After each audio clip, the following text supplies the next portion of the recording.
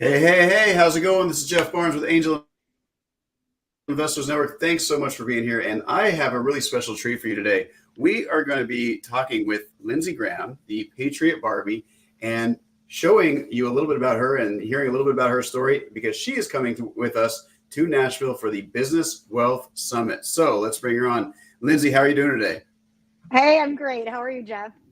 I'm doing fantastic. Thanks so much. So we're really excited. We're going to have you on stage at our Business Wealth Summit in Nashville, May 29th through 31st, where we're going to be talking to investors and business owners and entrepreneurs all about buying or acquiring, scaling, and selling businesses. And you have just such an incredible story. I'm really honored to have you there because you have been through the ringer when it comes to running your business and, became an author because of it. And so why don't you tell folks a little bit about yourself?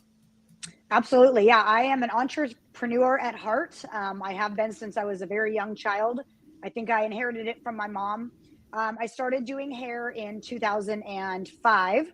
And by 2009, I had opened my first salon, grew that and scaled it to a 25 chair salon. My husband and I had opened a 30,000 square foot gym in Woodburn, Oregon, and we had acquired four franchise tanning salons.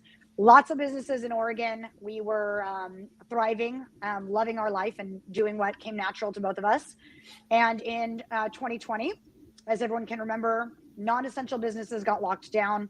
And my husband and I suffered a devastating blow running our businesses and trying to provide for our family.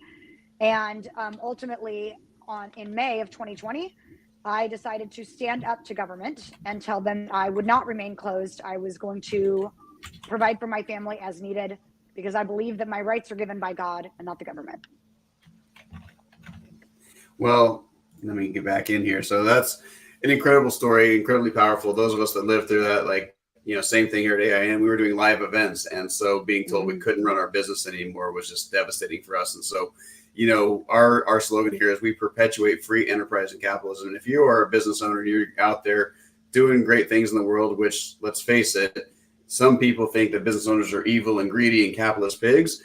And then the people that actually run the businesses realize, hey, we're not doing this just for the money. Yeah, the money's great, but it's also because we want to make a difference in people's lives. We want to make a difference in the world. And, we generally do a business or we run a business because we believe in what it can do for other people.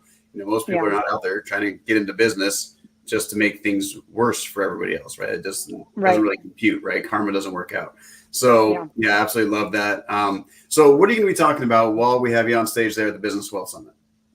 Well, I would really like to talk about kind of my journey from, running those very, very, very successful businesses to, losing all of them to cancel culture, to government tyranny, to my decision to stand up really ultimately cost me all of those businesses. We left them behind, moved to Arizona. Both my husband and I had no idea what we were going to do. But, the mind of an entrepreneur never stops. Anyone who's listening to this probably can agree. And so we kind of put our heads together and thought, okay, what will our next life journey be? What can we reinvest in that we believe in? We had both had a really bad taste in our mouth about opening brick and mortar buildings that people could target. My salon had gotten damaged and threats and things like that. And so we rebuilt kind of a business as soon as we moved to Arizona, which was investing into real estate, fix and flipping. And then I got my real estate license and we did fix and flips for a couple of years. But as the journey went on, I really felt a pulling, which was God's calling toward fighting for freedom for these business owners, because I had experienced complete tyranny being shut down. And so did every business owner in America.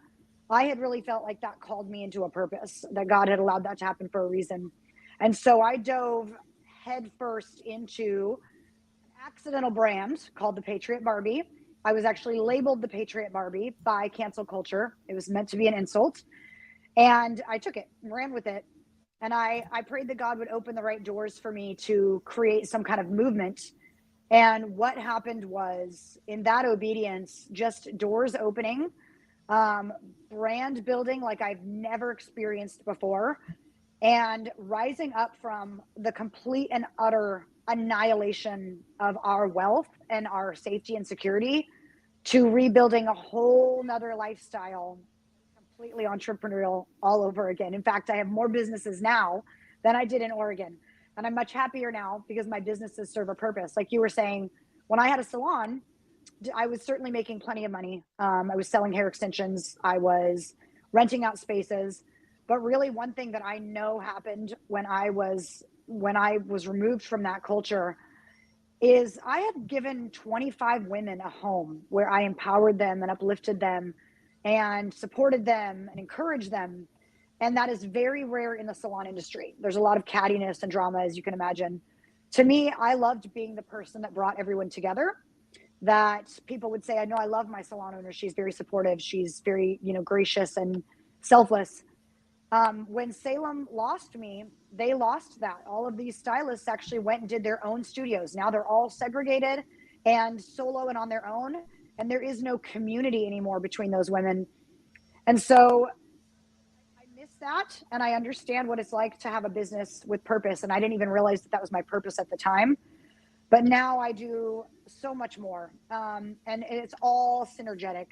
And I really just want people to understand that not everything that breaks you has to destroy you. I've had multiple roadblocks in businesses, even during my salon, and always have picked myself up. Someone said I bet on myself, which I love that terminology. I took a bet on myself over and over again. And when you believe in what you're doing and you believe in yourself and you believe in your brain, mind, and physical capacity, that you can rebuild and you can build anything you'd like. Absolutely. And when one of the things we find with a lot of entrepreneurs is when you put the passion behind it, that's like the secret, the magic sauce, right? When people really want to flock to you and you create a culture around your business and your customers and everything else. So congratulations on that. I know it was not a fun journey. Those of us that live through it as business owners, we still probably have PTSD from it. But for some of us, that gives us the fight to go back out there and do it again another day. So Lindsey, thank you so much. I'm really looking forward to having you there. And we'll post links in all the chat for everybody. So if you guys want to learn more about the Business Well Summit, that'd be great. If you want to get a chance to meet Lindsey in person, by all means, come out to Nashville. And Lindsey, it's going to be truly an honor to have you there. Can't wait. Thank you. Thanks so much, Jeff. I look forward to it. And I look forward to empowering all of your people. Outstanding. I'm looking forward to it. Take care, everyone.